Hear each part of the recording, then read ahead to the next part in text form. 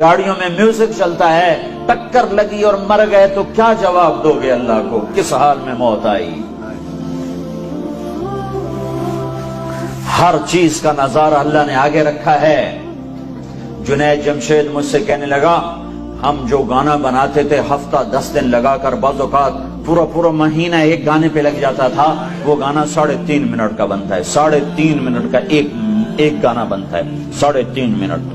چونکہ اس سے لمبا بنے تو پھر لوگ بور ہو جاتے ہیں، سنتے اتنا لمبا سنتے نہیں، تو 3.5 منٹ کا میکسیمم گانا بنایا جاتا ہے، اور اس پر کبھی ہفتہ، کبھی 10 دن، کبھی 15 دن، کبھی مہینہ۔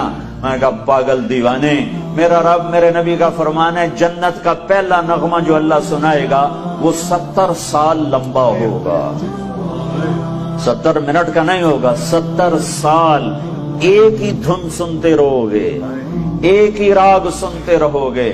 اس راگ میں اتنی راگنیاں ہوں گی کہ 70 برس کے بعد اللہ تمہیں دوسری چیز میں لگائے گا، تم کہو گے یہ سن دے روی ایسا ہو گیا ایسا، پر یہ وہ کان سنیں گے جو دنیا میں میوزک نہیں سنتے۔ اگر یہاں میوزک سنو گے تو وہاں کے میوزک سے اللہ تمہیں محروم کر دے گا۔ اللہ جنت کی لڑکیوں سے کہے گا آ جاؤ، پھر تمہیں کہے گا آ جاؤ جو دنیا میں میوزک نہیں سنتے تھے، یہ شرط لگائے گا آ جاؤ جو اوسلوں میں گانا نہیں سنتے تھے، آج تمہارا رب تمہیں جنت کا گیت سناتا ہے۔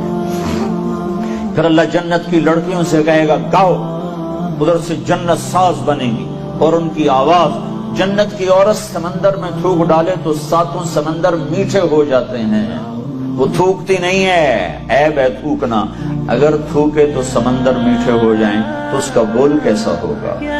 جب وہ گائیں گی اور جنت ساز، یہ ساز و آواز، یہ سر اور ساز، تو جنت والے مست ہو جائیں گے، تو اللہ فرمائے گا کیسا پایا؟ کہنے گے یا اللہ بڑے مزے آئے۔ تو اللہ فرمائے گا تمہیں اس سے بھی اعلیٰ سناؤں؟ کہیں گے اس سے اعلیٰ بھی ہے کہاں؟ اللہ تعالیٰ فرمائیں گے داؤد یا داؤد تعالی ارقر ممبر، اے داؤد آجا ممبر پہ بیٹھ اور میرے بندوں کو میرا گیت سنا۔ داؤد علیہ السلام کی آواز اتنی شیریں تھی دنیا میں اپنے زمانے میں، جب وہ زبور پڑھتے تھے تو پہاڑ ہلنے لگ جاتے تھے، یا جبال اوبی معہ، پہاڑ ایسے ہلتے تھے ان کی آواز سن کر۔ تو جنت میں کیا حال ہوگا؟ تو وہ کہیں گے اللہ میری آواز تو دنیا میں تھی، کہ یہاں میں نے جنت کے جلوے شامل کر کے واپس کر دی ہے۔ جب داؤد علیہ السلام سر اٹھائیں گے اور ساتھ ساز آئے گا تو جنت والوں کو اپنا آپ ہی بھول جائے گا، پھر کہیں گے ہاں میرے رب، ہاں میرے بندو۔ اللہ کہے گا کیسا پایا؟ کہیں گے یا اللہ بڑا مزہ آیا۔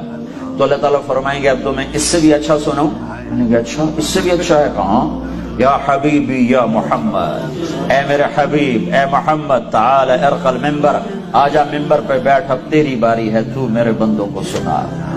اب اللہ کے نبی کی آواز اور جنت کا ساز، یہ ساز و آواز، یہ سور، یہ ساز، ایسے جلوے ہوں گے کہ خود جنت مست ہو جائے گی۔ اللہ فرمائیں گے کیسا ہے؟ کہیں گے زبردست، چس آ گئی۔ تو اللہ تعالیٰ فرمائیں گے اس سے اچھا سنو؟ کہیں گے یا اللہ کیا اس سے اچھا بھی کوئی ہے؟ کہاں؟ تمہارا رب تمہیں خود سنائے، تمہارا اللہ تمہیں خود سنائے۔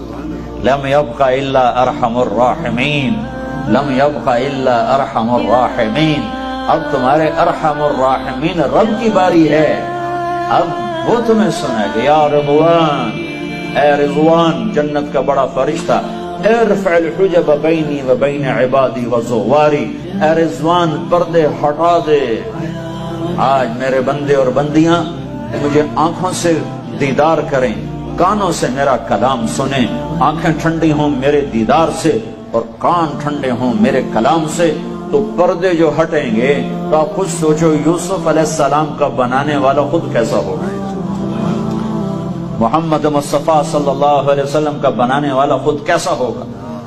پردے ہٹیں گے اور اللہ سامنے، وہ اتنا ہی کافی ہو جائے گا، اللہ نہ بولے تو ہی مست ہو جائیں گے۔